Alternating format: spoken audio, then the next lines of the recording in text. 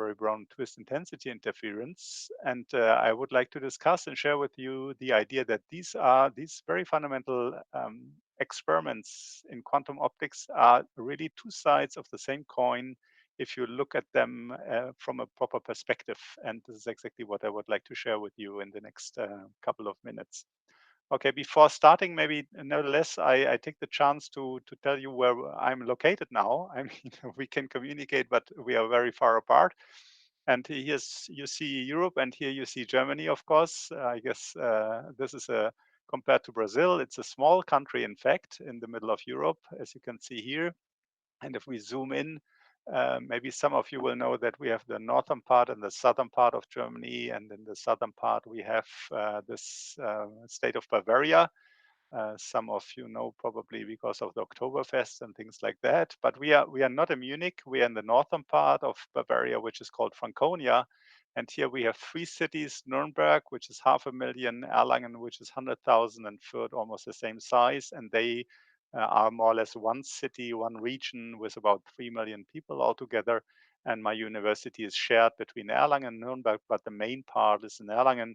And just to share some impressions of well, some buildings. This is a headquarter. It's a former castle in the center of the city, where the university administration is now situated.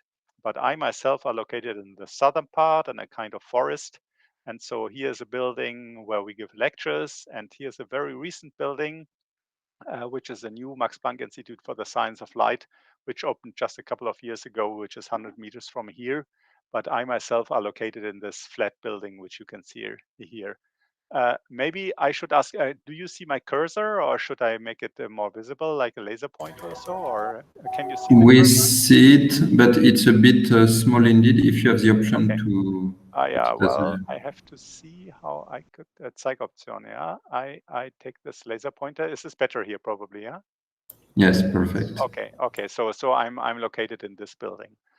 Okay, so and now coming back to the topic of the talk, I have here copied the main papers of these authors, Robert Dicke and Hanbury Brown and Twiss.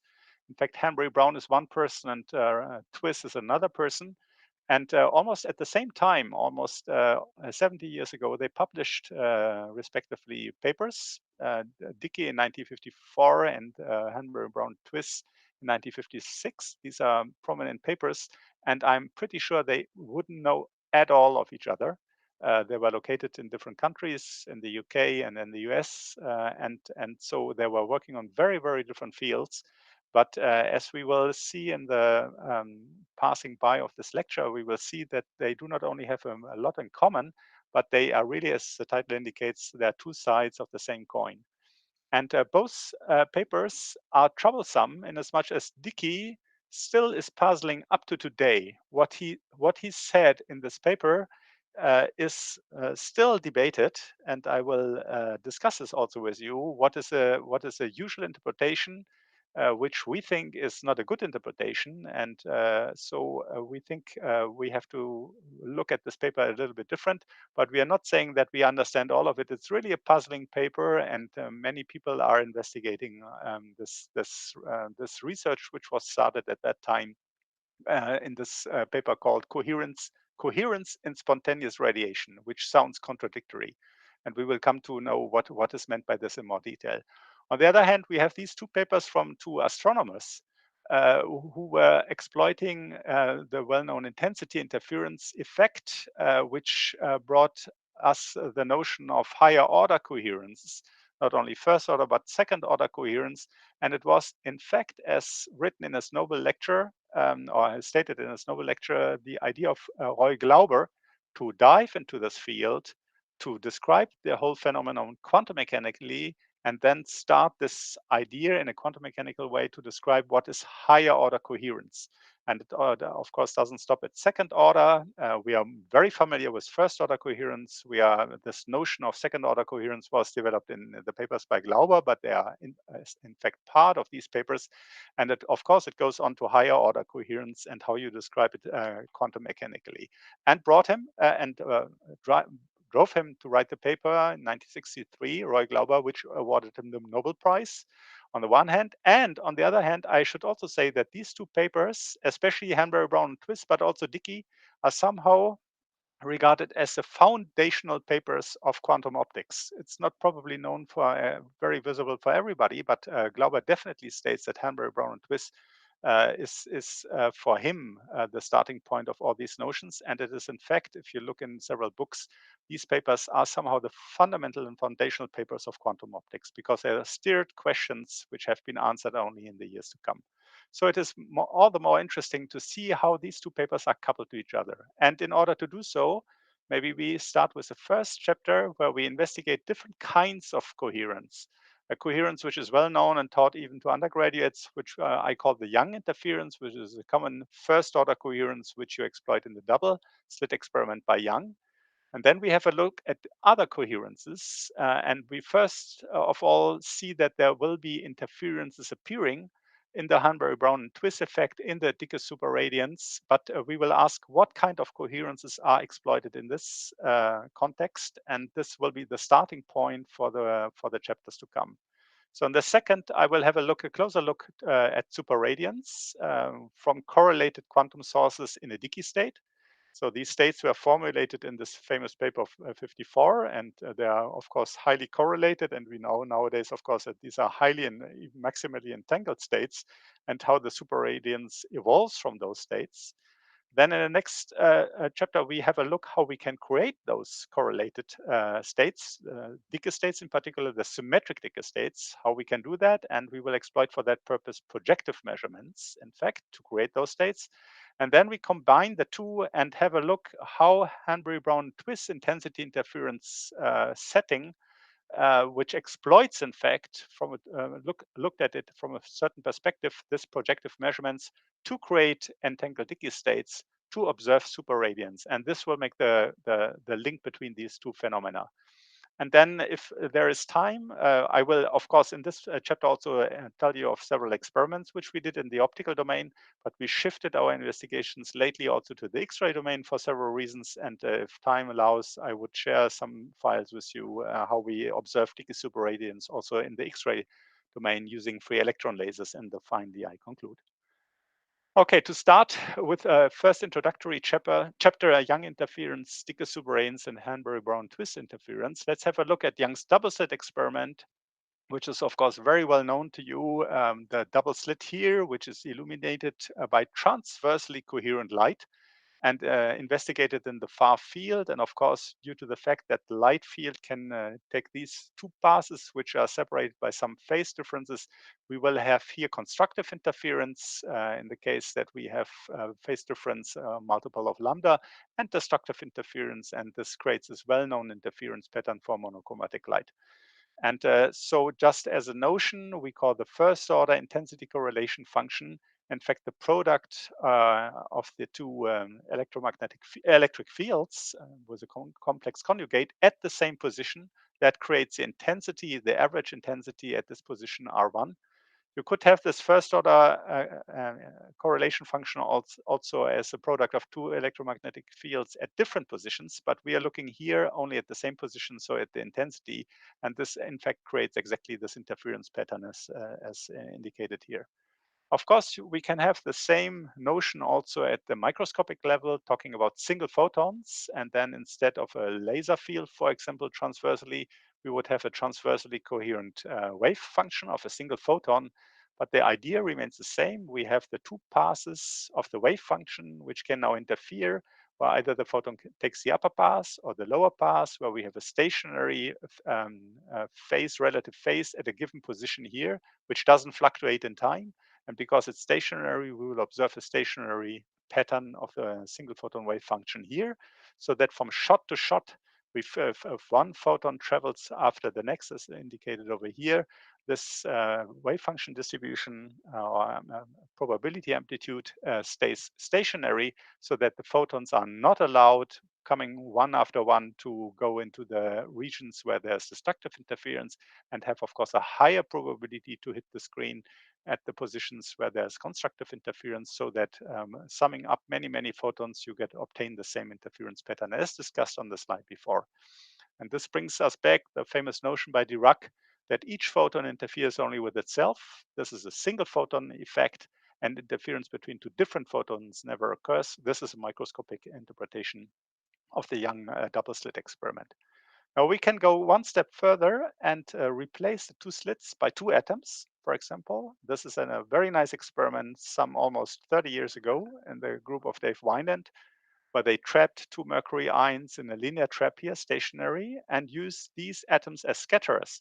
So that if we have incoming laser light producing coherently scattered light, then this is a replacement. The atoms are replacing the two slits. Again, we would have a stationary relative phase at a given position in the far field, so that we can accumulate the photons very much as in the same way as described on the transparency before, so that we obtain also an interference pattern as is shown here.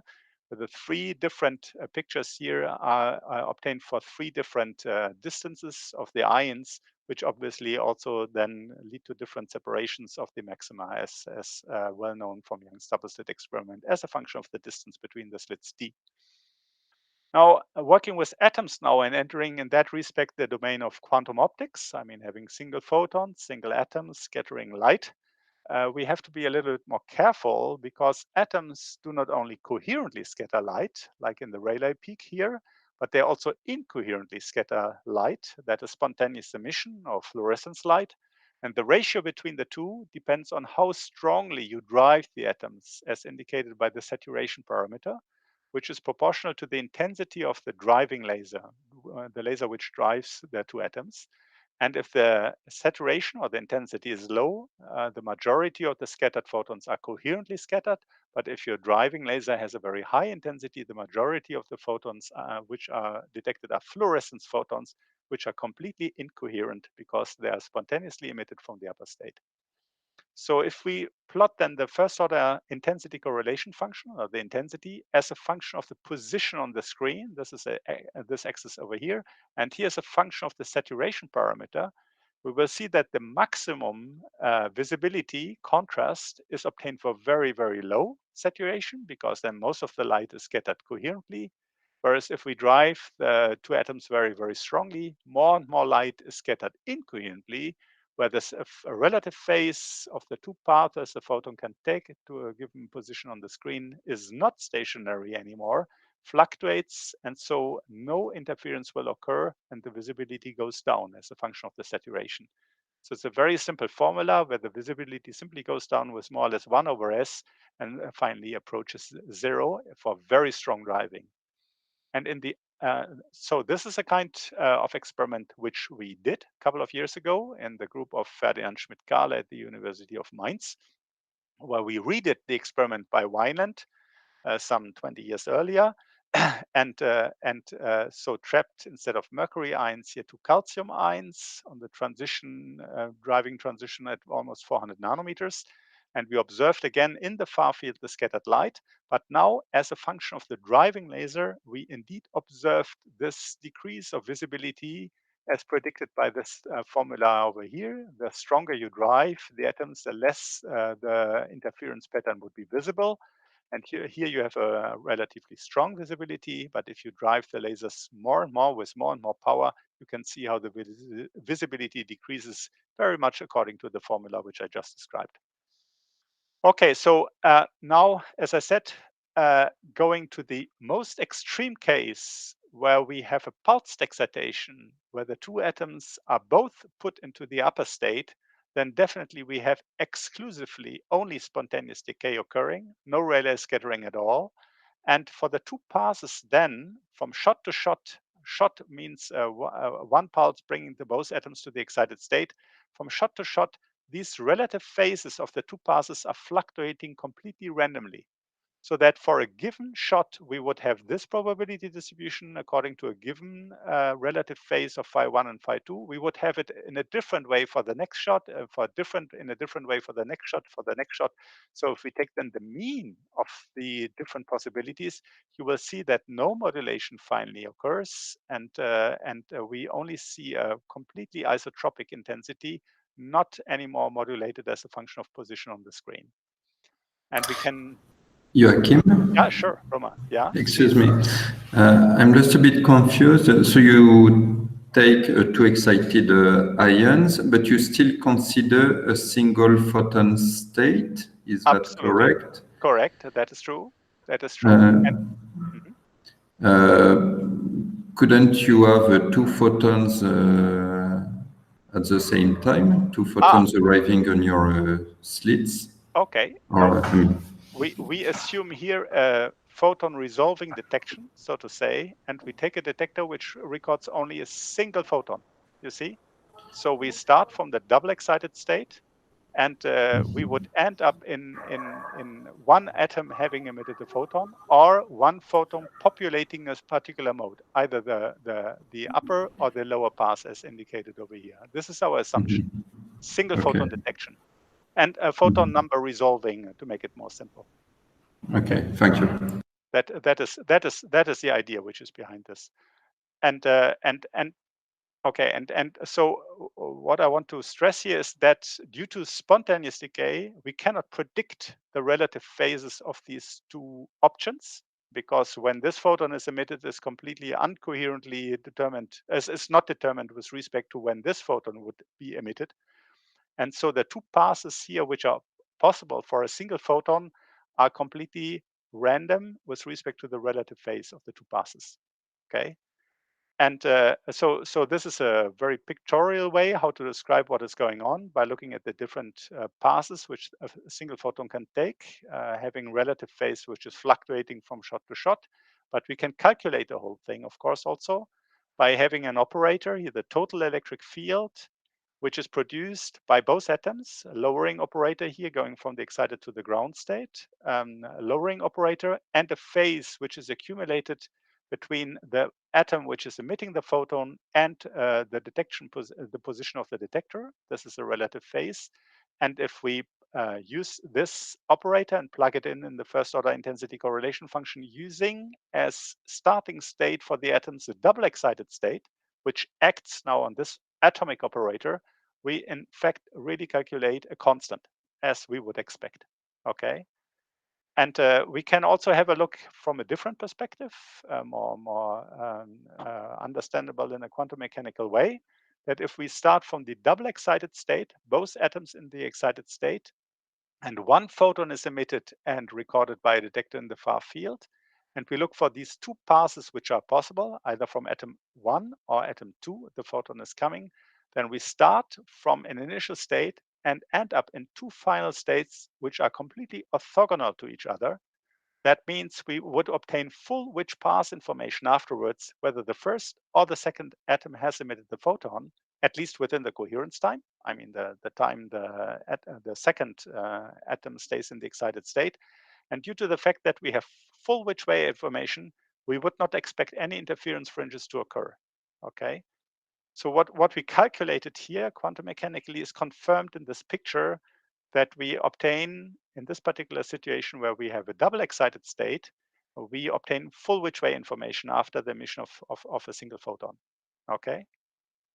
And to show you the difference now, what would happen if we mimic in the best possible quantum mechanical way two coherent synchronized dipoles, electrical dipoles.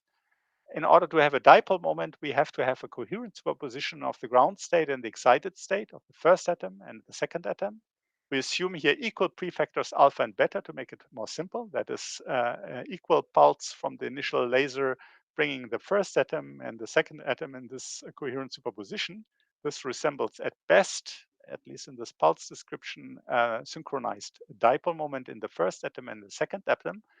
And using the same notion that we start from this initial state and emit a photon, then either the first atom will emit a photon, will come from this state over here. So we have the prefactor beta, but E1 is transferred into G1.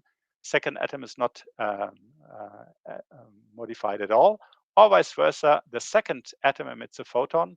So it is this part here, E2, which emits a photon. E2 goes to G2 with a prefactor beta, and the first atom is unmodified, leaving one photon in the corresponding mode. And you can see if we start from this initial state, we will end up either in this final state or in this final state, and they, in fact, indeed have an overlap, as you can see here. So we don't obtain full wedge path information coming from this initial state to one of the two possible final states. And due to the fact that we have an overlap of these two wave functions, tells us that we don't have full wedge path information, and so we would expect an interference pattern. And if we do the calculation for this state, in fact, indeed, we get a visibility, a modulation here with a visibility, which depends on the amount of how much population is in the ground state. In fact, I didn't give the formula here. V is equal to alpha modulus of alpha squared. Okay, just to tell you that the difference between these two possibilities, that we start either from the fully excited state, we don't get any interference pattern. If we start from a state where we have a coherent superposition of both atoms being in the ground state or in the excited state, in fact, we get an interference pattern. And now I make, Excuse me, so in the limit of beta going to 0, you will recover full interference. That is absolutely correct. Okay. Yeah, surprisingly, but for alpha squared equal to 1, no photon is emitted, but the visibility is maximal because you're in the ground state. So there's a trade-off, of course, of how much photons are emitted. But the maximum is, in fact, with both atoms are in the ground state. That is correct. Okay, so I go one step further now and look at a very particular situation, which is a little bit troublesome and confusing. Now we turn off what I discussed here is Young's interference. In fact, these are two, let's call them synchronized dipoles, more or less, described quantum mechanically. But now we go to Dicke superradiance, and we look for the Dicke state with one excitation for two emitters. And this is a symmetric Dicke state of this, which you know, of course, very well. We have a single excitation, and we do not know where this excitation is, either in the first or the second atom. This is a well-known Dicke state. And surprisingly, and well, from this picture again, of the two passes which are possible starting from this state, if a photon there's a single excitation in the state, but this excitation could be transformed in a photon either from the first atom or from the second atom. And here's a coherent superposition of these two possibilities. And obviously the final state is that both atoms are in the ground state. Now we start from the same initial state. We end up in a final state, which for the two passes is identical. So we have full overlap. And we would expect maximal interference because which path information is completely lost. Okay, so the final state is not the two final states are not orthogonal at all. They're fully identical. So we lose completely which way information, and we expect maximal interference fringes to occur. And in fact, that is indeed true. We see a modulation with a visibility of 100%. But very importantly, that is coming from a different kind of coherence. It is this coherence here which expresses the non-knowledge of which atom is excited or not, as you can see here, and not from a coherent superposition of ground and excited state. So this is a Young interference, and this is a Young kind of interference, synchronized dipole, so to say, and this is a Dicke interference, a different kind of coherence, okay? So we should keep that very clearly in mind, and we will come to this point later on as well. Okay, and finally, I end up with Hanbury Brown and Twiss interference. Now, this is again a very surprising effect because we start in the double excited state in our assumption here. And I should say, how is this linked to Hanbury Brown and Twiss? Because most of you will know that Hanbury Brown and Twiss were astronomers who were investigating either the size of a single star or maybe the distance between a double star. But look at it, it's very similar, in fact. Two atoms in the excited state or two stars are identical in as much as they both emit completely incoherent light. Two atoms emit spontaneous emission, which is incoherent. Two stars emitting thermal light emit obviously also completely incoherent light. So there's a similarity, even though the photon statistics is of course very different for a star and a single atom. That is true.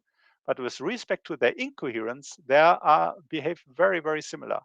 And instead of having two big antennas, two big parabolic mirrors collecting photons, we have two detectors here and coincidentally detect the two photons which are emitted by these two atoms in the second order correlation function, as Hanbury Brown and Twiss did at the time here, for example, at Narabi in Australia for determining the distance of two stars. And we can understand why an interference pattern is created with this kind of setup of coincidentally detecting at two different locations two photons, because going back into our quantum path picture, we can understand that to detect two photons coming from two sources recorded by two detectors is also a quantum path interference. But in that case, it's a two-photon quantum path interference because we have these two options, how these two photons can reach the two detectors. Either one photon is coming from source 1, recorded by detector 1, and at the same time, a photon is coming from source 2, recorded at detector 2. This is one two-photon quantum path. Another one is vice versa. The photon coming from source 1 is recorded by detector 2, and the photon coming from source 2 is recorded by detector 1. And so we have these two quantum passes which interfere, which start from the same initial state and again end up in the same final state. So from this quantum mechanical argument, we would expect again that interference fringes pop up.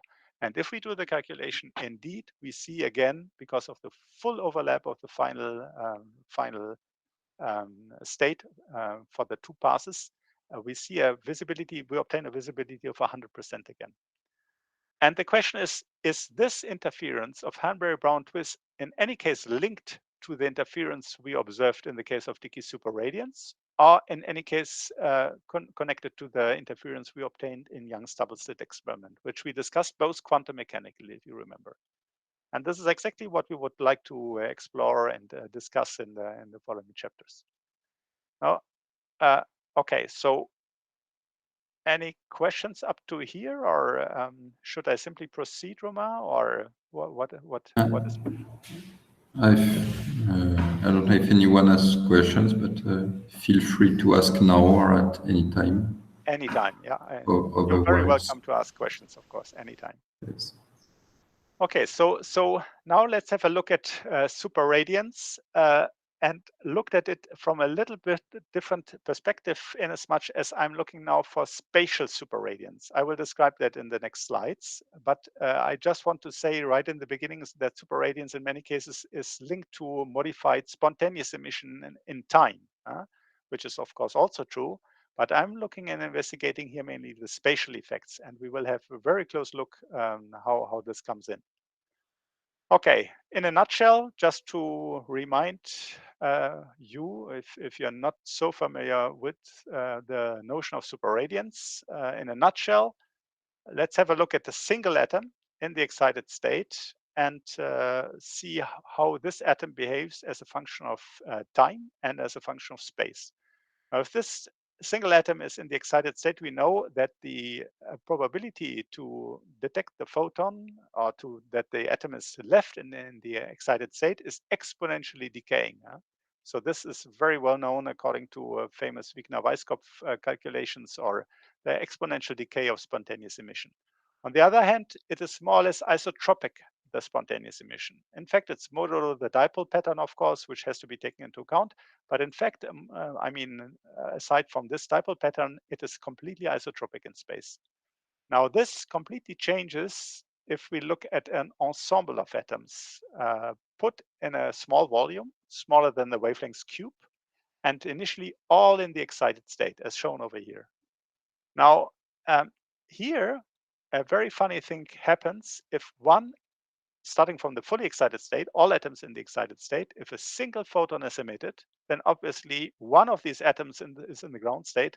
But due to the fact that they're squeezed in such a small volume, by principle, it is not possible to know which atom has emitted the photon. So I have to write the corresponding state as a coherent superposition, that either the first atom or the second atom or the third atom or the nth atom is in the ground state. Due to this non-knowledge, I have to write this as a coherent superposition. Now, if a second photon is emitted, the same comes through. I mean, there will be two atoms now in the ground state. And again, I do not know which two atoms are in the ground state. So again, I have to write this as a coherent superposition of the many options out of the initial state that two atoms are in the ground state. And if this continues, then I go down all the ladder of these states, which turn out to be the Dicke state, the symmetric Dicke states. And the question is now, how is the behavior of this ensemble emitting photons one after the other as a function of time and as a function of space with respect to the behavior of a single atom, which we just had a look at. And now that means as a function of time, we go down this entire ladder of Dicke states, coming from the fully excited state back to the fully ground state. And what you can see here is instead of an exponential decay, quite the opposite occurs. That is, the intensity even increases as a function of time and then goes down. And in fact, this occurs if the atoms are very close to each other within a fraction of time, which is much smaller than the coherence time or the lifetime of the upper state. It is in fact the lifetime of the upper state divided by the number of particles. So it's a very short burst. And as a function of space, it behaves also very differently. That depending on which orientation you select, but the emission could be very, very peaked in a particular direction, and in particular, and this is a surprising thing, it scales with n squared, the maximum intensity here at this point. The maximum intensity scales with n squared and not with n, even though the light is emitted completely incoherently. And that. Sorry? I have a question about the directionality. So even if all atoms are in a volume much smaller than lambda, you'll have directionality. How is this? Yeah, that is an excellent question. That is a very good question, and I give you the answer.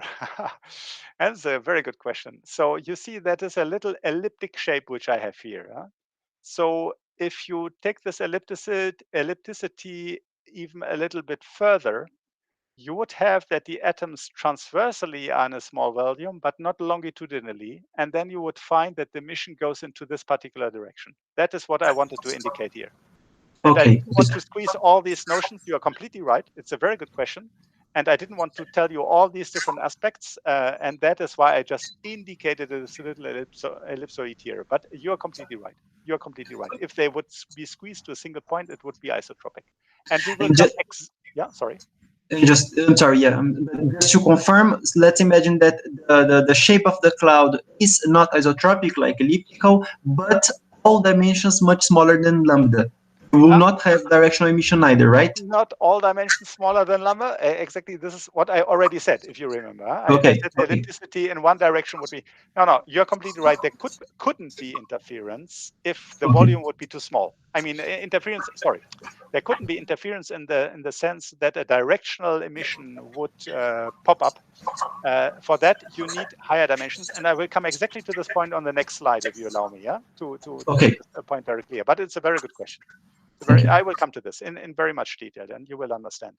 My point here was in particular to stress, and that puzzled Dicke in his paper 54 very much, that the maximum intensity scales here with n squared, which he knew only, and we know, in fact, occurs in Young type interference. Because in Young interference, a double slit or an n-fold slit, we know that the central maximum of a grating, n-slit grating, is scaling with n squared. And for this, we know that the light has to be emitted transversely coherent through the grating, if you remember, okay? Whereas in fact, we are discussing here spontaneous emission. So how does this, which is completely incoherent. So how does this go together? And that is the reason why Dicke called this phenomenon spontaneous emission of coherent radiation, because he knew that this is spontaneous emission, but it produces apparently coherent radiation. And that is the reason why he, in the first page of his paper, he coined this already spontaneous emission of coherent radiation. Okay? And this is exactly the point which I want to discuss. Does this n-square law really is linked to Young type interference and coherence, or to different kinds of coherences? And this is exactly what we will discuss in the following slides. And it will come. And I will answer also your question, which you just asked completely validly. I just want to say that, of course, a huge amount of literature has been written about this subject, which still puzzles people today. I just want to say, even almost, as I said, almost 70 years, many, many more papers than listed over here. Of course, very famous became the paper by Gauss and Laroche, a 100-page paper, but very early contributions came from Agarwal and also Manassa Eberle, and later on Carmichael and Scully is very deep into the subject, but many, many other people, of course, and I cannot list them out. These were hundreds and hundreds of papers. But the general explanation of the whole issue, which you can find also in the Harosh paper, is that the superradiance effect, which produces this n-squared law, is due to a synchronization of dipoles analogous to classical antenna radiating in phase throughout the medium. This is even a citation of this paper. Huh? A synchronization of dipoles analogous to classical antenna radiating in phase throughout the medium, because the idea was that if the first atom emits a spontaneous photon, this electrical field of the photon is felt by all the other dipoles, which are obviously very close by. And so all these dipoles are forced to be synchronized and synchronize in phase so that this n-square law is in fact produced. Okay? But the surprising thing is that all of these Dicke states have a zero dipole moment. None of these Dicke states, which I listed on the slide before, has any dipole moment. There is no dipole moment at all in the entire system. Okay? And so how does this go together? The antenna interpretation, in fact, cannot be applied because the dipole moment is completely zero. And so the question is, where does this n-square law come then, if it is not the synchronization of the dipoles? Okay? And this is exactly what we are going to discuss now. And in order to do so, I will have a prototype. I will look at in a prototype example where we have n atoms equidistantly, just for convenience. There's no necessity for that, but for convenience, they all have the same distance. And very importantly, they are not in a small volume. They're very far apart. They can be even in different ion traps, if you want, a meter apart. Okay, just to make it very clear. They of course, they can be also 100 micrometers apart. The main essential point is that they are further apart than the wavelengths of the spontaneous photons, in which case no dipole-dipole interaction between the direct dipole-dipole interaction between the atoms is taken into account. So no dipole-dipole interaction at all. They just see the same field. And for that purpose, I put a detector very far in the far field so that all these K vectors are identical, in as much that if a photon is recorded by this detector, I'm unable to know which atom, which source has emitted the photon. This is the only requirement. But you can easily fulfill this even if they are separated by centimeters and you put it 10 meters apart, or a meter and you put it a kilometer apart or so. So it's absolutely, this is the only condition that the detector is unable to determine in the far field which source has emitted the photon, and there's no direct dipole-dipole interaction between the atoms. Now again, the total field is then assumed to be the superposition of the individual fields produced by bringing one atom from the excited state to the ground state with a corresponding phase accumulated from the particular atom towards the detector. So this is a total field as before. And we calculate the intensity using this operator as before as a product of the two complex conjugated electric fields. And of course, if I take the mean, this will depend, as before, if you remember in the first part, in the first chapter of the talk, it will depend on the initial state. So how this averaging takes place, what kind of initial state you're using. And we will discuss this now. If you, for example, assume a separable state, a very simple separable state where a certain number NE of atoms is in the excited state and the rest of the total number big N is in the ground state, what we call NG, the number of atoms in the ground state. And obviously that's a very simple state. It's a separable state. And one of the most simple separable state is one atom in the ground state, one atom in the excited state, as you can see here. And we put a detector in the far field and we detect a photon. And of course, it's not very interesting. Huh? The only thing which happens is that the first atom emits a photon, is detected, but this will be isotropically, as discussed before in this transparency. So as a function of detector position, we don't see, obviously, no modulation, no interference taking place. And the total intensity is now, if I look at this state, simply the number of atoms in the excited state, proportional to the number of atoms in the excited state. Now, the whole thing changes if I'm looking at the symmetric Dicke states, which in a different context are called generalized W states. This is not important. I just label them in this way. Where here we indicate the number of atoms in the excited state and here the number of atoms in the ground state. So this is the first excited symmetric Dicke state. This is the second excited Dicke state where 2 atoms out of the n atoms are in the excited state and the rest is in the ground state, but I do not know which one, as listed here, for example, for the case of 4 atoms and 2 of them in the excited state, and so on.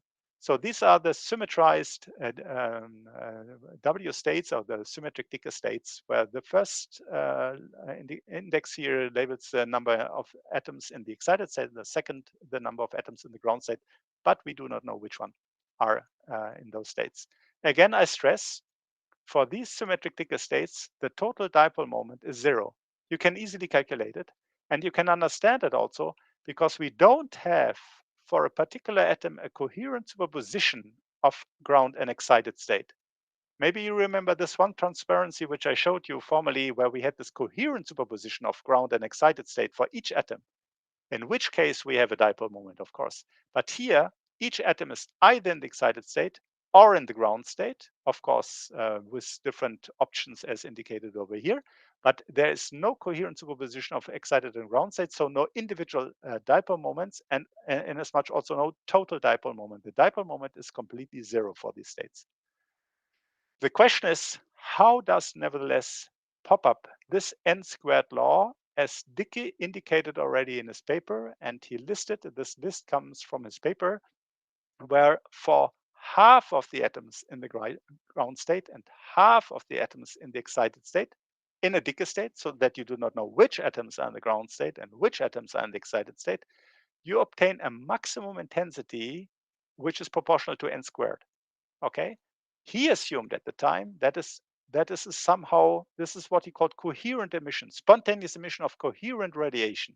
Okay, this is why he thought this n square law appear. And in other, I cited it already, in other contexts, people call it synchronized dipoles. But how in our setup should the dipoles be synchronized if they are very, very far apart? Okay, even, as I said, centimeters or even a meter. How, if a spontaneous emission takes place, how should the other atoms be synchronized in the setup? And this is exactly the question we are posing, and I'm trying to give you an answer now. So what is the reason for the enhanced directional emission proportional to n squared?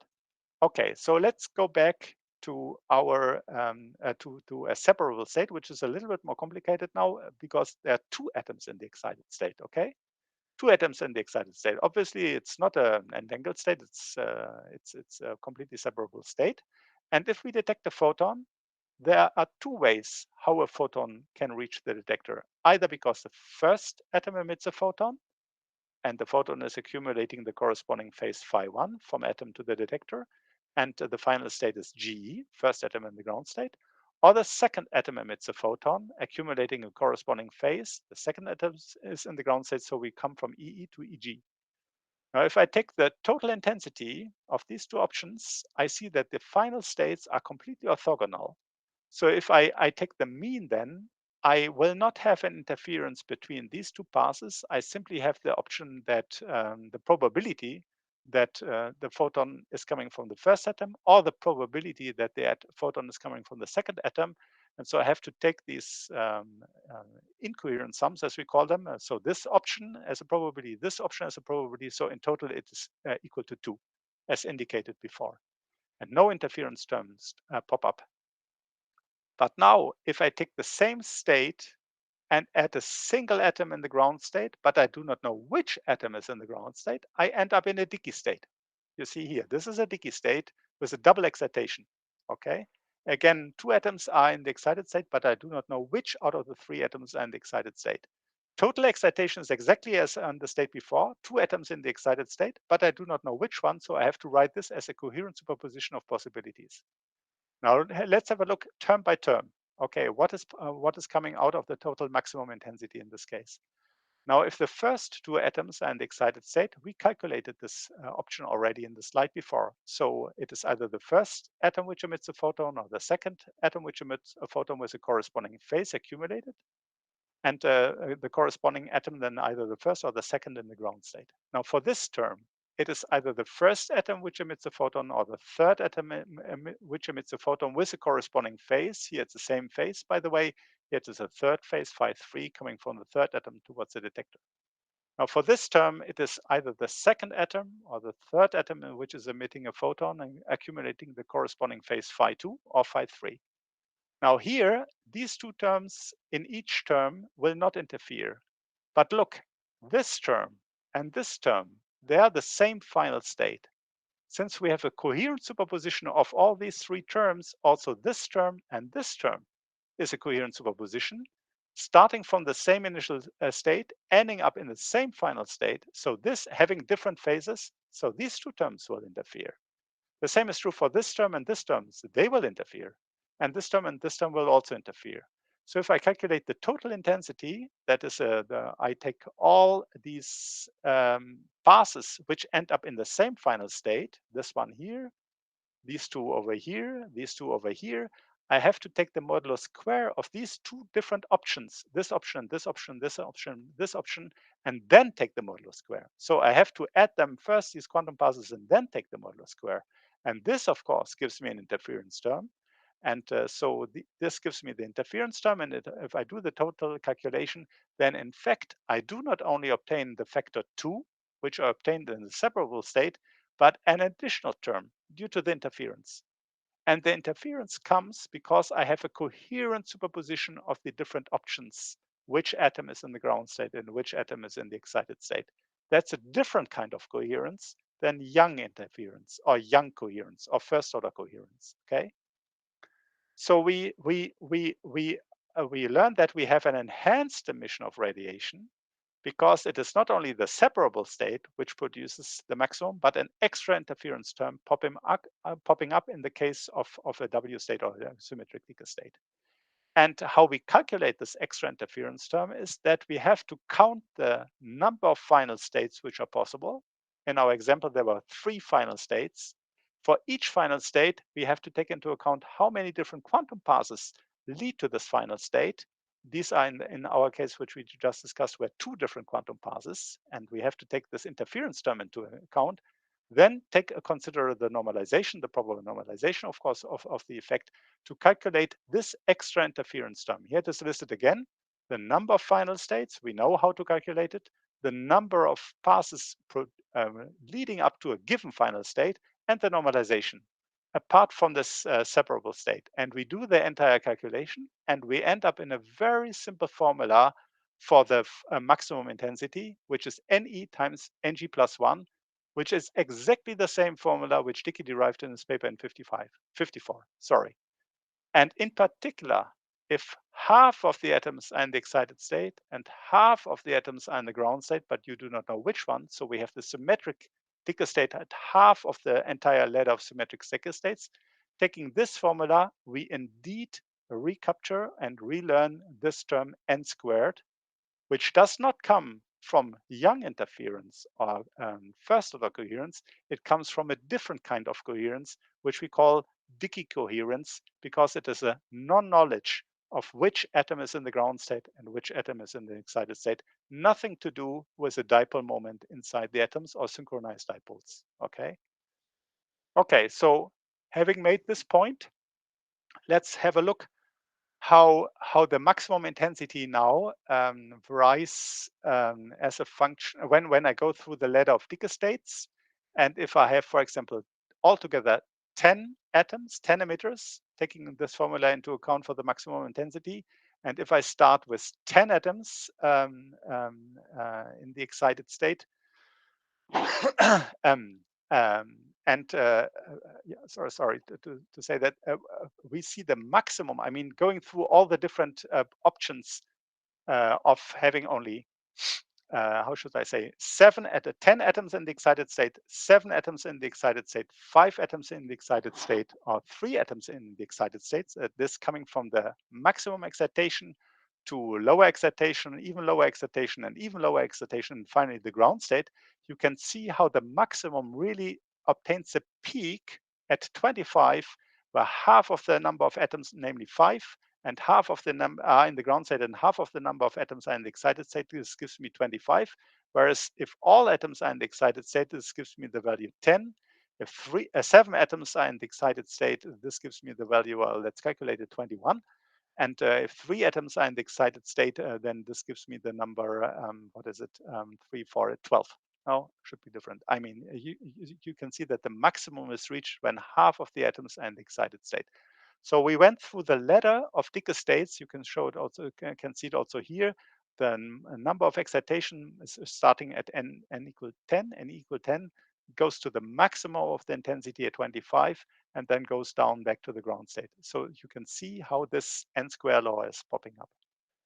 Now, the most surprising case, in fact, and that was already Dicke who indicated this, is if only a single excitation is in a Dicke state. So we have, a given number of atoms and only consider the single excited Dicke state. Then you can see that for 8 atoms, for example, you have obviously a single excitation. So that is a single excitation, Ne is equal to 1. And Ng is then big N minus 1 plus N plus 1. So this bracket here is equal to N. Ne is equal to 1, single excitation. And this bracket is equal to N. So obviously, the more atoms you add into the system in the ground state, but you do not know which atoms are in the ground state, the higher the peak will be. Even though the excitation does not change at all, it remains a single excitation. You see, so the maximum intensity, I should say, is increasing. And so you can ask, what about the rest? I mean, what about energy conservation? How could it be that the maximum intensity is so much increasing? For that, we have to look as a function of space, how the whole thing behaves. And you can see how in the forward direction, in fact, this maximum intensity increases, where for the rest, it is very much decreased. And now this brings me back to the question which you have asked, say 15 minutes ago. What about the spatial effects if the atoms are not very closely located? That is exactly the situation we are considering. Remember, we are considering a chain of atoms which are separated much larger than the wavelengths. You can see that superradiance expresses itself as a very peaked emission of spontaneous radiation, by the way, completely spontaneous radiation, is not linked to synchronized dipoles. It's linked to this coherent superposition, which expresses the entanglement of the Dicke states, or the non-knowledge which atoms are excited and which not.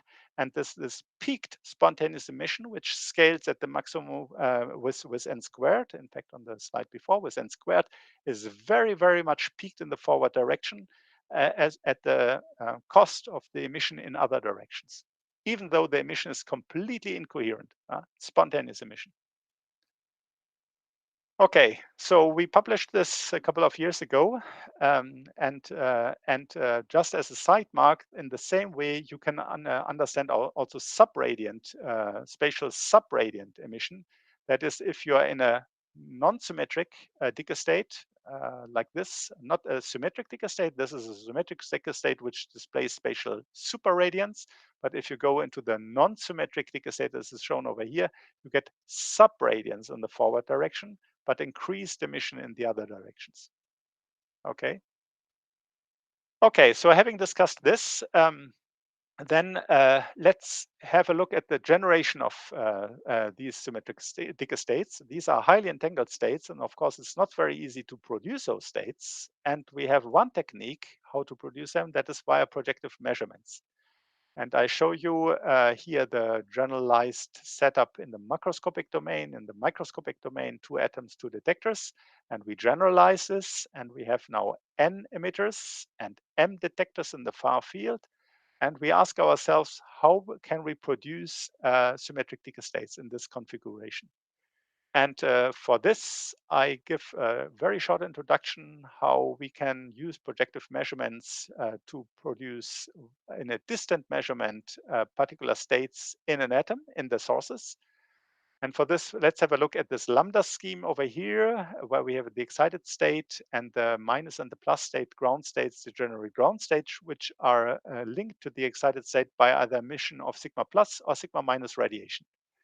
And if we start initially from the excited state and the photon is emitted, as long as we don't measure the polarization of the photon, we have to write the entire state, photon and atom, as a coherent superposition that either a sigma plus photon is emitted and the atom is in the minus state, or optionally, alternatively, a sigma minus polarized photon is emitted, in which case the atom is left into the plus state. This is a highly entangled state, again, okay? But if you detect now with a polarizer this photon and you orient your polarizer as to allow to pass photons only if they are sigma polarized, you project, this option is excluded, you project your atom onto the plus state if you detect a photon which has a polarization sigma minus. So this is before the detection, you have an entangled system as shown over here. If you detect, you produce and project your atom on a very particular state. And your projection operator then is, well, depends on the polarizer here, where eta is at your hand, how much your polarizer projects on sigma minus and how much it projects on sigma plus. And depending on this amount of how much sigma plus and sigma minus orientation your polarizer is oriented, correspondingly, you obtain a probability for the atom to be in the plus or in the minus state.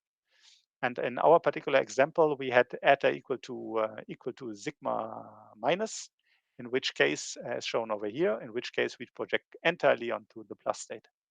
Now, this is for a single emitter. And I should say this experiment has been nicely performed 15 years ago in two groups, Chris Monroe on the one hand and Philippe Granger, Harald Weinfurter, sorry, in Munich on the other hand. Now, if we have several emitters, things become a little bit more complicated because taking into account again such a lambda scheme for each individual atom, if a photon now is emitted, we have the entire system, all three atoms entangled with a single photon. And if we now use a polarizer in the detection again, polarizer oriented sigma minus, for example, we project the atom onto the plus state, but we project the atoms differently onto the plus state because it could be either the first or the second and the third atom which has emitted the photon and corresponding different phase, because a phase which is accumulated by the photon coming from atom 1 to the detector is different than the phase accumulated by the same photon when coming from atom 2 towards the detector, as you can see here. And so the phases change for these different projective finally resulting states, as you can see here. And the corresponding atomic projection operator for n emitters now is not only for an individual emission, how much your polarizer is oriented along sigma minus and how much it is oriented to sigma plus polarization, but also it will produce, depending on the position of the detector, different phases for the different atoms J running from 1 to n.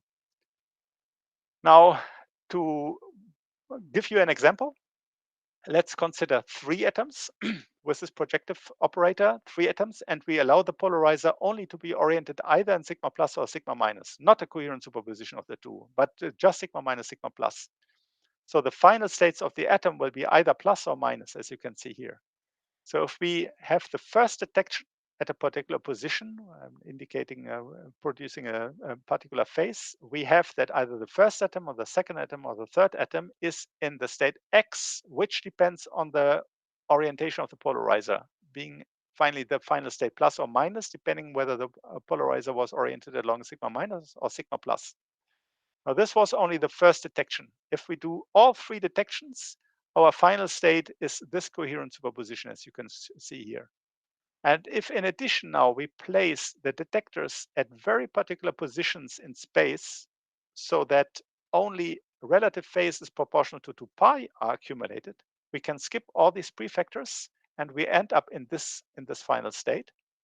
And now, as you can see, it depends on the polarization, whether be of the 3 different polarizers, whether we project onto plus or to the minus state, whether x3 is a plus or minus, x1 is a plus or minus, or x2 is a minus. And now, depending on which of the polarizers is oriented sigma plus or sigma minus, for example, if all polarizers are oriented along sigma minus, finally all atoms will be in the plus state. If all polarizers are oriented along sigma plus, all the 3 atoms will be projected into the minus state. But I can also have this 1 polarizer along sigma plus and 2 along sigma minus, or vice versa. And then I produce these states over here, which I can identify again as Dicke states for the spin 3 half quartet. Okay, so this is a way how I can produce Dicke states, but keep in mind I produce those states among the ground states here, not among the excited state and ground state. I could easily also produce them along in the excited state and in the ground state, but we wanted to have long-term projections, so we used as a qubit the two ground states, and this is why we used this particular setup. So I have do you hear me? Of course, very well. I hear you very well. Okay. I have a simple question just to be sure that I understood. So this is only valid for a periodic system if it's completely disordered? Correct. Okay. Very good question. Very good question. And I come back to my ion trap. So I assume equidistant atoms here again, as in my prototype system, which I discussed before, if you remember, so that I can write the phases so easily here as a multiple of delta 1. Where is it? It was here. It's delta 1, 2 delta 1, 3 delta 1, because this is so regular.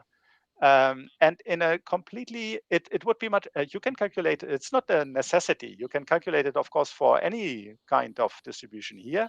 It would imply more complicated phases here. And so I cannot write it in such a compact manner. But otherwise, I mean, the idea remains absolutely the same. It's becoming only more complicated. And of course, I mean, what I exploited here is that, in fact, I can choose my delta as a multiple of 2 pi, which is only very easy in a quite regular system. So you're right, in a completely arbitrary, in particular, if the atoms are moving, then it becomes complicated. It would not be possible as easy as I show here. Okay? Okay. Very clearly. Okay, so we published this in several papers, and in fact, a quite famous result was published in 2007 in the group of Chris Monroe, where they used this idea. I implemented this idea, I should say, in a very nice ion trap setup. I don't explain this in much detail, but I just wanted to cite this, of course. Now, we have everything at hand to come to the this chapter, the most important chapter, because we understand how spatial superradiance is produced from symmetric Dicke states. We know how to produce these symmetric Dicke states. So let's apply these two chapters, and this is exactly what we investigate now. So we have again our idea of a generalized idea of n emitters and m detectors. We know how to produce these Dicke states now. And so let's see whether we can produce superradiance with this concept. And I explained this to you in the most simple example. In the most simple example, we start from the double excited state. We have only, most simple example means only 2 atoms, okay? 2 atoms, and we start in the double excited state, both atoms in the excited state. And we detect 1 photon in the far field. And we know already that via projective measurements, we will come from the double excited state to the fact that either the first or the second atom is emitted in the ground state with a corresponding relative phase, which is indicated in brown here, okay? And depending now on the position of the detector, I can make this phase such that the prefactor is a plus or minus sign or anything in between. I mean, I can choose this freely. I can choose this phase depending on the position of this detector. But I can produce this Dicke state. Now, when I have this Dicke state, I know that the next detector will produce observed superradiance, because, and in fact, I can do the calculation and know exactly this is if I move this detector around, this is a Dicke state which I produce via the first detection, and now the second detector, the second detection will record and detect the spatial emission pattern produced by this particular Dicke state, which I produced via the first detection. Now, this is my intensity correlation function of applied to this Dicke state, and I obtain this when I do the calculation, I obtain this nice modulation. We know it complies to our famous formula, which was written already in the Dicke paper, where we have 1 atom in the excited state and 1 atom in the ground state. So this is altogether the factor 2. Which is corresponding to the maximum here. Obviously, the cosine is the maximum value is 1. 1 plus 1 is 2, according to this formula. So we are completely in this superradiance case. But keep in mind, this is, of course, exactly a HPT setup. Because if I start from the double excited state and I detect at two different positions my two photons, I know that from a different perspective, I know that these two photon quantum passes interfere and produce exactly the same modulation, obviously, because there's an equality sign. It's exactly the same. So it is now a question of interpretation, how you look at it. Either you say, well, my setup is a Hanbury Brown and Twiss interferometer because I have two single photon sources and I record two photons with a two photon detection setup in a Hanbury Brown and Twiss interferometer, which is called second order correlation function. And we know that these two photon quantum paths interfere to produce this modulation. Or I interpreted it in a different way that by saying that from the double excited state, I first have a look which state is produced after the first detection of the photon, which is a Dicke state, and then the second photon is recorded by moving this detector around. And this observes, of course, the spatial superradiance as we were discussing just in the chapters before. So you can see here, because here's an equality sign, that in fact, due to this different interpretation, I can say that Hanbury Brown and Twiss interferometers are in fact exploiting superradiance. And superradiance and HBT are simple two different aspects, two different interpretations of the same phenomenon. Okay, so here comes in the most simple example exactly what I outlined in the very beginning, that we can understand how these two fundamental phenomena are in fact two different aspects of the same phenomenon. Of course. Excuse me, Joachim. Sorry, Roman. Yeah, please. Yeah. But okay, but here you do not look at the same quantity. You look at the G1 and the G2. No. I do look. Look here. It is G1 that is using a single detector, but of the state D11, which I produced via detection of the first photon. So I start from the state. I need the first detection of a photon to produce the state. I plug the state in the intensity correlation function of this detector. And there is you see, it's an equality sign. It's exactly the same quantity. It's just interpreted in a different way. Okay, no, okay. You see that, huh? In both cases, I detect two photons, in both cases. Okay, I have also a question about this. So, okay, so this is very interesting comparison. And okay, so I was just thinking about in order to better grasp this idea, if I would want to generalize this idea, let's say to n atoms. Okay, this is what's going to happen now. So maybe I wait. Absolutely, okay. welcome. Absolutely, welcome. Absolutely, welcome is my next slide. So as I said, okay, I also, so before this, I also have a question. Please. So here you always discuss spatial correlation function. Okay, can you make the same comparison? Absolutely correct. It's spatial correlation function. Absolutely correct. Sorry, So can you do the same kind of comparison, so superradiance and HBT in the temporal domain? Yes, of course. But the phenomena will be very different, of course. And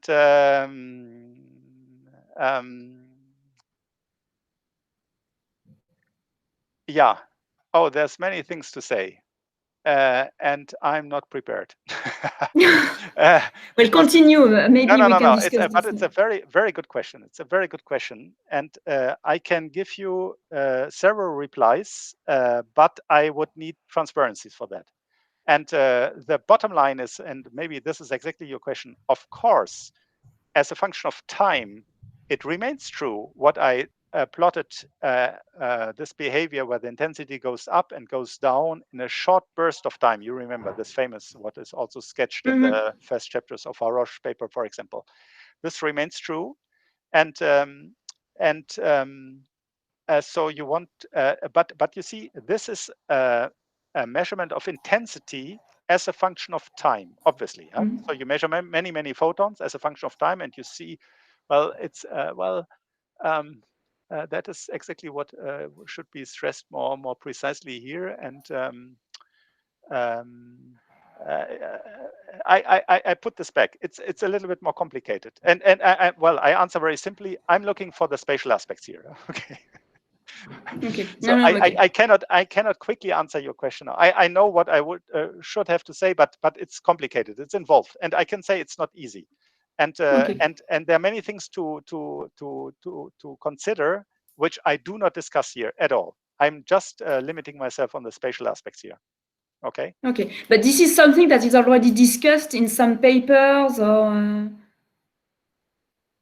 this temporal aspect. It's already. Okay. This is what you want to say. Probably, yes. I would like to be prepared for this question and then show you, and hopefully take also into account all different papers which have been published for that. And I'm not prepared for that. Okay. Okay. Perfect. Okay. But Thanks. it's an absolute valid question. Absolute valid question. Okay. Okay, so now coming to this question, how we generalize this. I mean, as I said, can you hear me? Yeah, very good, very well. Yeah. Hello. Yeah. Okay. It's Robin, huh? Is it? Yes. Hello. How are you? Hello, Robin. Okay. I don't see anybody. I just hear. That's perfect. Okay, I recognize your voice. Okay, good. Okay, so I have another question on the previous slide. If you can go back to this Sure. mapping. Sure. If I would do an experiment where I take, let's say, a laser and I go on a piece of paper on the ground, just a spatial diffuser, I can make a spatial correlation function which I can interpret in the HBT type of setting. But I would not. I can do this in linear optics, so I can decrease intensity. So I will not see how to interpret this in number of excitations. Will come. Robin will come. I will discuss thermal light sources as well, and I will show experiments. Okay. Will exactly come. Okay, I wait. Will completely come. And I'm very much afraid that I'm beyond time, and I don't know. Romain, may I continue or? Let's say in 15 minutes it will be noon in Brazil. Okay. Lunchtime, and the attention of people will collapse. Okay. Yeah. Okay. Then I hurry up a little bit. Okay.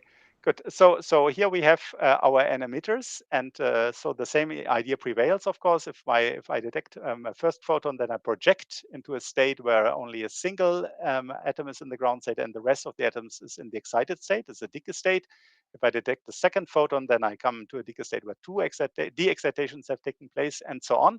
And if I have altogether M detection, then, as just in the way on the transparency before, I could interpret this result as having the first order intensity correlation function, that is using the last detector over here, moving it around to detect the superradiance of the Dicke state where M-1 de-excitations have taken place, according to the scheme here. And on the other hand, I can interpret this as a generalized Hanbury Brown and Twiss setup, where I have M coincident detection at different locations. And of course, there again, there's this equality sign. So it depends on the interpretation, whether you look at this from this side or from this side. And we know exactly how to calculate this. These are the different number of final states. These are the different paths leading up to the same final state, which I have to add coherently before taking the modulo square. We discussed this, and I can calculate this and, of course, get a general result. The result becomes very simple if I have M-1 detectors located at the same position, and the last detector is moving around. Then I can have a M's order intensity correlation function, and I obtain, in fact, a grating function, so to say, which is shown over here, whereas as a function of the number of emitters, and assuming that I have the same number of detectors as emitters, n equal to M, then I have this formula as a visibility of this interference pattern, which is then becoming equal to 1 if n is equal to M. And the peak in the forward direction scales as is in the usual grating with 1 over n, as you can see here. So it's becoming very, very fine the more emitters are taking place. So it looks like a grating. It is a grating function, so to say. It looks like a grating behavior, but keep in mind, these atoms are still very far apart, not interacting at all, and emitting spontaneous emission. These are not synchronized dipoles at all, okay? So the same idea remains, but it looks as if it would be a grating and coherent emission of dipoles, but it is not, at least in this example. Okay, so we did this kind of experiment for two atoms, and the only thing is that we don't work in the pulsed regime here, putting all the atoms in the excited state, we worked in the continuous driven regime, where the formula is a little bit modified here. The normalized second order correlation function looks a little bit different, depends on the saturation parameter. And in particular, you obtain for the two atom case exactly the same modulation as in the pulse regime. This is indicated here in red. This 1 plus cosine modulation, if you remember, was 100% visibility. The other factors are due to the normalization or due to the fact that I have a continuous excitation of the atoms. Now, again, applying this idea of projective measurements, taking the first detection into account, I produce a particular Dicke state depending on where I detect the first photon, where I put my detector. Okay, so maybe you remember this is a detection operator, which I introduced before, and it will produce initial atoms if they have been in the double excited state, in the GE and the EG state, in the Dicke state. But whether here is a plus or a minus sign depends on where I put my detector over here. For example, if I put it in a symmetric way in the forward direction, this first detection, and move then the second way around, I project onto the symmetric state here, because the delta is equal to, this delta here is equal to a multiple of 2 pi. I have a symmetric Dicke state here, in which case in the forward direction, as expressed before, I get a maximum, as a maximum, as you can see here. And of course, we don't have a pure cosine modulation because these cosines have to be taken into account in the denominator, which is due to the normalization, but a peaked forward emission. And in fact, we tried to observe this. We had 2 calcium atoms trapped in an ion trap. We had 2 very demanding, and I don't talk about at all, quite advanced, very advanced cameras, which have picosecond resolution, but nevertheless 1 million of pixels spatial resolution. So it's a very special camera with a large dead time. So we had to use 2 cameras as shown over here. But we could detect a photon over here, we could detect a photon over here and correlate it. And in fact, having such in the forward direction a maximum is shown over here, a little different modulation as a modulation shown over here, but that was due to the fact that the first detector was not exactly in the forward direction, but a little bit off the forward direction. But you can see we have a peaked forward emission like superradiance. Of course, we can also produce the unsymmetric. Yeah, sure. Just very quickly, you showed just one curve. Why do you need a camera, not just to detect a single pixel detector? What do you do with the camera? Yeah, I see. The point is, I mean, as we cover here a solid angle still of only a few %. But if we would a single pixel camera, I mean, we have 1 million pixels. So whenever a photon hits anywhere on the camera and a second photon hits anywhere on this camera, we can use this in our histogram as a spatial correlation. If we use single so it's like MPPT, this multi-pixel camera. Absolutely, absolutely. It's a multi-pixel. But you have it with picosecond resolution and with low noise. Very low noise, very low noise, very low noise, picosecond resolution, and 1 million pixel. Exactly. And this is commercial. Yes, it's commercial. Absolutely. But it's expensive. It's 100,000 euro. So it's not cheap. Okay. Yes. Well, yeah, but 100 euro for 100 pixels per pixel is so expensive. It's okay. Absolutely, per pixel, it's almost for free. Exactly. Yeah. Okay. So what I want to say is that now, if you put your first detector a little bit off center, so as to put a minus sign over here, because the delta is a multiple, an unequal multiple of pi, you have a minus sign here. You project onto the antisymmetric state, in which case we would expect in the forward direction, as discussed, subradiance, spatial subradiance in the forward direction. And this is what we observed, recorded with the setup I just indicated. In fact, we obtained a subradiance emission in this forward direction. So depending on where we detect with the first detector our first photon and moving the second detector around, we observe exactly as what we expect, more or less. The visibility is not as high, but I don't go into the details here. I rather would like to discuss now, I think your question, Robin, was what is happening if we are talking now about classical sources? I mean, a rotating ground glass disk, whatever, I mean, thermal sources. And we will take thermal sources here into account, as indicated over here. But we have exactly the same scheme, okay? Now, if we calculate the mth order correlation function, is of course much more complicated because we have different options. We have the option that the m photons which are recorded by these m detectors are coming from m different sources, okay? But it's, of course, we could also have that all m photons are coming from the same source, but we do not know which one, of course. But all the m could be, because we are talking not about single photon sources, but thermal light sources. They could come all from the same source, but we do not know which one. So this is this term over here. We could have m-1 photons coming from one source and 1 photon coming from another source, but we do not know which one. So this is this term here. And if we have all the different options, of course. And if you look into the details, you can see that this is the splitting up of the partitions of M. And to remind you what is a partition of the, let's have a look at the number 3. The partition is in what different sums you can split up a given natural number. So it's the number 3 you can split up in 3 and 2, 1, or in 1, 1, 1. And these are the different partitions, obviously, which you can recognize here, which contribute to the different terms over here.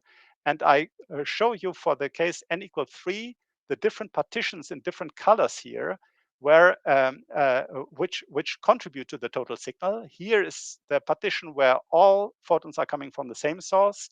Here's are the partitions. Here's a partition where 1 photon is coming from an individual source. And here's a partition where 2 photons coming from an individual source and another photon is coming from another source. And as it turns out, each of these partitions, if you sum them up, gives you a grating formula, very much in the same case as with single photon sources. So if you add all these different partitions, again, you obtain a grating formula, which has the same peaked behavior with the forward direction, but a slightly different visibility. If you compare to single photon sources, you can see it's almost the same peaked emission behavior in the forward direction, the same grating formula. It is the same behavior with the smallness of the peak in the forward direction, but the visibility is a little bit different in the case of classical sources with respect to single photon non-classical sources. And so we did the experiment to recognize this or to measure this, and we used a very common scheme, a laser, which is illuminating a rotating ground glass disk, making thermal light speckles due to the rotation time variation speckle pattern, which illuminates a mask over here. And depending on how much individual thermal sources we want to exploit here, for example, for this particular case, it's 5 thermal sources, which we detect in the far field with 5 different detectors. So we have the same number of detectors as the same number of classical sources. And instead of using single photon detectors, what we did, but I don't show you the result, we used the CCD, again, very much as I discussed it in the context of the 2 trapped ions. And we correlate then as a function of space the different pixels. And the result is shown over here. So we have incoherent emission, which is indicated over here. So its intensity is completely flat. For two thermal sources here, the intensity is single. First order correlation function is completely flat. But if we go to the second order, the third order, the fourth order, or even the 8th order correlation function, you see how the central peak becomes smaller and smaller, exactly corresponding to this formula over here. And I should say the theoretical plot is a black dotted line, and the experimental result is a red, the red curve. So they are, of course, in very nice coincidence with respect to the visibility and with respect to the forward emission. I should stress again, it's completely incoherent light. So these 8 slits are corresponding in a simplified version to 8 light bulbs. Well, filtered, of course, monochromatic light bulbs. But you measure 7 photons in a very particular direction and then look where the 8th photon is emitted, and it is not emitted isotropically, even though it's emitted completely incoherently, it's emitted in the forward direction. Okay, so you can observe this effect of superradiance also with classical light sources. Joachim, excuse me, Sure. naive question from a theorist. So G8 means that at position 0 means that 8 pixels were hit at the same time? Same position. Okay. So I go back. So 8th order correlation function means, look here, means 7 pixels. I select 7 pixels of the CCD camera at the same position. And then the last pixel is, of course, selected at different locations on the CCD. So this is the way how you move this detector over here. But I first select 7 well, in a given measurement, 7 intensity values. And in fact, we don't take the same pixel to be sure. We take adjacent pixels, which is good enough. Okay, so to be sure that we are not redundantly using the same, taking or considering in this respect also noise of the individual pixels. So we take, in fact, different pixels, but they're almost at the same location. Okay, Yes. and then we move this. Thank you. Okay, so I think I skipped the last part because we observed them, of course, with X-rays, but I mean, the principal result is already, and I right away go to the conclusion, if this is okay, because I'm way out of time, I believe. So I skip this and come to the final result, to the conclusion. That is, the principal outcome is that spontaneously emitting single photon sources in entangled Dicke states emit super and subradiant light. That is, in fact, as Dicke stated, spontaneous emission of superradiant emission, not coherent emission. We wouldn't call it coherent emission in the sense that these are synchronized dipoles, because we understand superradiance as a consequence of single photon quantum paths constructively, or in the case of subradiance, destructively interfering in case of initial Dicke states. So it's the coherence of the Dicke state, of the entangled state, which produces super or subradiance in this interpretation. So we observed superradiance and could produce it even from initial uncorrelated single photon sources or even classical sources. And in this way, we understood in this setup that Hanbury Brown Twiss setup is producing, in fact, superradiance, and so that these two phenomena are two sides of the same coin. Superradiance produced either for non-classical single photon emitters, but as we could see also for classical sources, exactly the experiment by Hanbury Brown Twiss at the time, where they observed, of course, classical light from classical stars. And okay, we observed superradiance also with X-rays, but this is not so important. And I would like, of course, wouldn't like to finish without mentioning many people, of course, who contributed in the last, say, even 10 years to this project. And presently, there are a number of master students and, of course, PhD students and postdocs. Many people in the past, not presently in my group, but in the past, contributed heavily. And of course, we have a lot of collaborations in that aspect as well. But I think I finish, and thank you for your attention here. Thank you. Thank you very much, Joachim. Are there questions?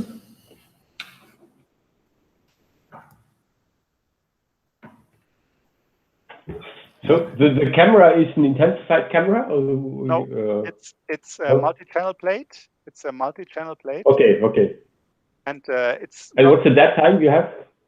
Sorry.